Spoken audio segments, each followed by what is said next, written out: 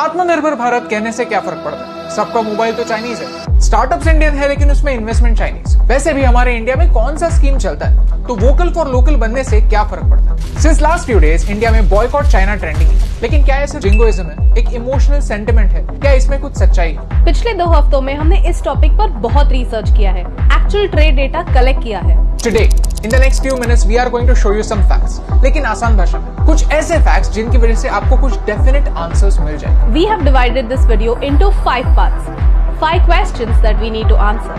तो अगर आपको हमारा रिसर्च बेस्ड अप्रोच पसंद आता है तो प्लीज इस वीडियो को शेयर कीजिए, क्योंकि पर्सनली हम नेगेटिव लोगों से तंग आ गए। दिस इज आत्मनिर्भर Bharat simplified. But first things first, what is आत्मनिर्भर Bharat? Actually, it's a big and complex idea. For this video, let's focus on one small aspect of it. India's current dependence on China, how we can reduce it and make India's position better in world trade.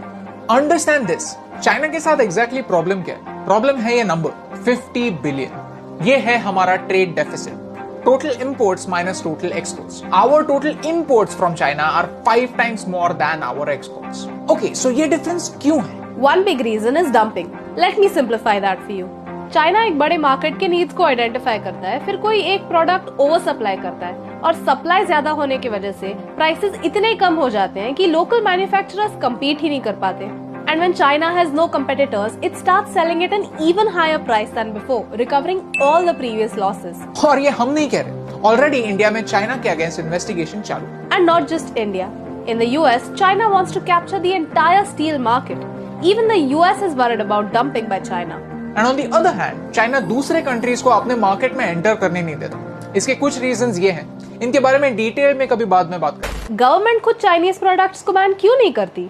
It's simple, WTO world trade organisations के कुछ rules हैं जिनकी वजह से आप किसी भी country से इंपोर्ट्स को आउटराइट बैन नहीं कर सकते। There is one method called import substitution method. In this method, we identify one type of import from China and try to find another country that will supply us the same product. Obviously, this can't happen overnight. Okay, so outright ban करना impossible है, लेकिन हमारे market को self sufficient बनाना possible है ताकि Chinese products की जरूरत ही कम हो।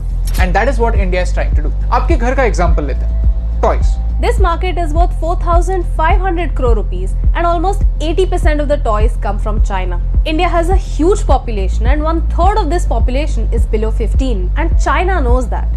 प्रॉब्लम ये नहीं है कि टॉयज ज्यादा है, प्रॉब्लम ये है कि ये टॉयज सेफ नहीं है। 67% of all the toys imported from China were unsafe for children और इसकी कॉस्ट इंडियन टॉय मेकर्स को बेयर करनी पड़ती है। पिछले 5 सालों में 10 में से 4 इंडियन टॉय मेकर्स को अपना बिजनेस बंद करना पड़ा।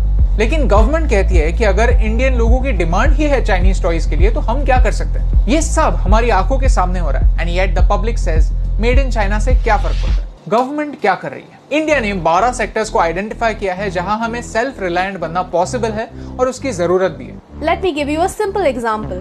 Medicines. India makes 22% of the world's generic medicines, but the raw materials come from China. थोड़े से नहीं, but 70% of the raw materials have to be imported from China. During the coronavirus crisis, China suddenly increased the prices of these raw materials and the Indian pharmaceutical industry was affected. Now you tell me, if India wants to make these raw materials locally, how is it a bad idea? आज तक हम एक simple vitamin C की गोली from scratch बना नहीं सकते and this needs to change. 53 ऐसे बल्क ड्रग्स हैं जिनके सब्स्टिट्यूट्स इंडिया में बन सकते हैं। India wants to set up a bulk drug park. Recently, many IITs have come out with low-cost versions of ventilators. It's time to commercialize these products and put them into production right away. Okay, so electronics की बात करते हैं। हम electronics में पीछे क्यों हैं? Demand इतनी हाई है लेकिन लेबर स्किल्ड नहीं है, इन्वेस्टमेंट और रिसर्च की कमी है। इंडिया में मोबाइल बनते नहीं है, सिर्फ असेंबल होते हैं। उनके मेन कंपोनेंट्स कहीं और से सिर्फ इंपोर्ट होते हैं। तो कोई भी मोबाइल कंप्लीटली इंडियन नहीं है। But India wants to change that. India wants foreign companies to come over here, invest in infrastructure over here, train people over here so that we are ready for the future. In the next 5 years, India wants to give incentives worth 40,000 crores to companies to make and export mobile phones from India. The plan is a long-term plan, but it's really important for us to focus on innovation right now so that some engineers can be the future of this industry. Okay, so what are the challenges? People have questions. There are so many Indian startups with Chinese investments. So, what is Indian and what is Chinese? Okay, so this is a complicated question because 10% से ज्यादा अगर कोई investor है तो उसे company में voting rights भी मिलते हैं। लेकिन ये सारे स्टार्टअप्स जो हैं वो इंडिया में ऑपरेट करते हैं, इंडियन लोगों को एम्प्लॉय करते हैं और बाहर से पैसा इंडिया में लाते हैं। We don't think that Indian startups should suffer just because they have Chinese investments. इससे इंडिया को चाइना से ज्यादा नुकसान होगा। In April 2020, the government changed the FDI rules so that no bordering nation can take advantage of low share prices and become the owner of the company. See, we have to accept it that आत्मनिर्भर Bharat scheme is not 100% problem free. सबसे बड़ा problem यह है कि हम planning stage पर बहुत अच्छी प्लानिंग करते हैं और इम्प्लीमेंटेशन पर मोमेंटम खो देते हैं। फिर ये सारे प्लान सिर्फ पेपर पे अच्छे लगते हैं। Let's talk about ease of doing business. India is 63rd in ease of doing business. एक रेस्टोरेंट खोलने के लिए भी 11 अलग अलग लाइसेंसेस लगते हैं। इंडिया का माहौल जो है वो बिजनेस के लिए उतना फ्रेंडली नहीं है। 56 companies shifted out of China because of the US-China trade war. How many came to India? 3. The winners in this case were Vietnam, Taiwan and Thailand. But why is this happening? India doesn't have enough infrastructure. Cost of transport is high, property is expensive, lack of warehousing, expensive power, complicated labor laws. All this drives companies away. It doesn't benefit the people or the country. Let's talk about free trade agreements. एक country दूसरे country के साथ एक mutually beneficial contract करती है। वो कहती है कि आप हमारे XYZ प्रोडक्ट्स लीजिए और उस पर ड्यूटी मत लगाइए और हम आपके XYZ प्रोडक्ट्स लेते हैं और उनको ड्यूटी फ्री रखते हैं। Vietnam has taken advantage of free trade agreements so that it can export clothes to Europe without paying any customs duty. India pays 9.6%. India has to make sure that we don't lose out to other countries who are waiting to take advantage of the anti-China sentiment. We don't need inflated numbers, we need a practical roadmap. We Indians are tired of being idle. Now we want to participate. As a citizen, we want you to criticize the policies. But before you criticize, analyze. अगर आपके पास कोई solutions है, तो please हमें comments में बताइए। Okay, so हम क्या कर सकते हैं? Chinese products हर कोई यूज करता है, तो मेरे चीनी कम करने से क्या फर्क पड़ता है? Right now, आपका फोन Chinese ब्रांड का होगा, तो क्या आपको वो फोन फेंक देना है? बिल्कुल नहीं। आज काफी सारे चाइनीज फोन्स इंडिया में मैन्युफैक्चर हो रहे हैं। इससे चाइना को तो प्रॉफिट होता ही है, लेकिन इंडिया में जॉब्स जनरेट होती हैं। And that's more important at this point of time.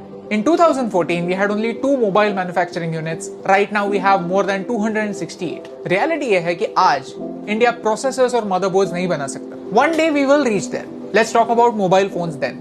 Usually, ये बात सुनने पर हम इंडियंस डिस्करेज हो जाते हैं, क्योंकि हम सोचते हैं कि सिर्फ 2 सिनेरियो होते हैं, वर्स्ट केस सिनेरियो और बेस्ट केस सिनेरियो। लेकिन एक्चुअली इन दोनों सिनेरियोस के बीच में एक यूज केस सिनेरियो भी होता है जो एक्चुअल रियलिटी बनता है। हम ट्राई करेंगे 100% मार्क्स लाने के लिए, लेकिन अगर 85% मार्क्स आते हैं तो उसे फेलियर नहीं मानेंगे। हम क्या कर सकते हैं? Footwear. India is paying 2,548 crores to China for the chappals that you're wearing. Toys. India is paying 2,775 crores to China for the toys your kids play with. Furniture. India is paying 6,248 crores to China for the chair that you're sitting on right now. इनके alternatives India में हैं, लेकिन क्या फर्क पड़ता है? कोई भी चीज खरीदते वक्त हम सिर्फ प्राइस टैग देखते थे, लेकिन अब से हम 2 और चीजें देखेंगे। ब्रांड कौन सा है और प्रोडक्ट एक्चुअली मैन्युफैक्चर कहाँ हुआ है। Our method is if it's a Chinese brand made in China, then red signal. Wait for it and ask yourself whether you actually need it. Indian brand made in China, Chinese brand made in India, yellow signal. यानी आपको 1 second के लिए pause करना है और alternatives ढूंढने की कोशिश करनी है। Of course, अगर पॉसिबल ही नहीं है तो go ahead and buy it. An Indian brand made in India, green signal. लोग कहते हैं कि मोबाइल एप्स डिलीट करने से क्या फर्क पड़ता है? TikTok made 3.4 crore rupees profit in the first year of its launch. PUBG earns 4.9 crore rupees every month. ऐसे ही काफी सारे चाइनीज एप्स हैं जो एड रेवेन्यू से पैसा कमाते हैं। तो आपको ये एप्स डिलीट करने हैं या नहीं, ये हम आप पर छोड़ते हैं। अगर आप PUBG डिलीट नहीं कर सकते तो एटलीस्ट स्किन्स खरीदना तो छोड़ सकते हैं। अगर आप एक टिकटॉक इन्फ्लुएंसर है तो आप कोई और चाइनीज एप्स यूज करना बंद कर सकते हैं। See we don't want to make anybody a villain. हमें सिर्फ आपको ये बताना है कि आप आपकी तरफ से कुछ ना कुछ करने की कोशिश कर सकते हैं, क्योंकि एक क्रिकेट मैच तो प्लेयर्स खेलते हैं, फिर ऑडियंस के चीयर करने से या ना करने से क्या फर्क पड़ता है। अगर आपको भी ऐसा लगता है तो ताइवान के इस गेम का एग्जांपल लीजिए। सोशल डिस्टेंसिंग के टाइम पर जब एक्चुअल ऑडियंस नहीं था तो ऐसे आर्टिफिशियल ऑडियंस क्रिएट किया, उनका आवाज प्ले किया ताकि प्लेयर्स को ऐसा लगे कि उनके खेलने से किसी को तो फर्क पड़ता है। और हमने इस पावर को खुद देखा है गुजरात की स्पेशलिटी पटोला पहनने पर, लद्दाख में होम स्टेज में रहने के बाद, जर्मनी में थैंक यू के बजाय दांग का बोलने पर लोकल्स के चेहरे पर जो स्माइल आती है, वो स्माइल किसी भी डेटा से बड़ा प्रूफ है कि लोगों को एनकरेजमेंट की वैल्यू होती है। मुझे वोकल फॉर लोकल का मीनिंग यही लगता है कि हमें हमारी एक्शंस से इस स्माइल को इंडिया में वायरल करना है। अगर आप में से 1% लोगों तक भी ये मैसेज पहुंचा तो आई थिंक ये वीडियो सक्सेसफुल है, क्योंकि एक के करने से क्या फर्क पड़ता, लेकिन एक के करने से बहुत फर्क पड़ता। और इन दोनों लाइंस में सिर्फ एक का फर्क है, and that's the reason why फर्क पड़ता है।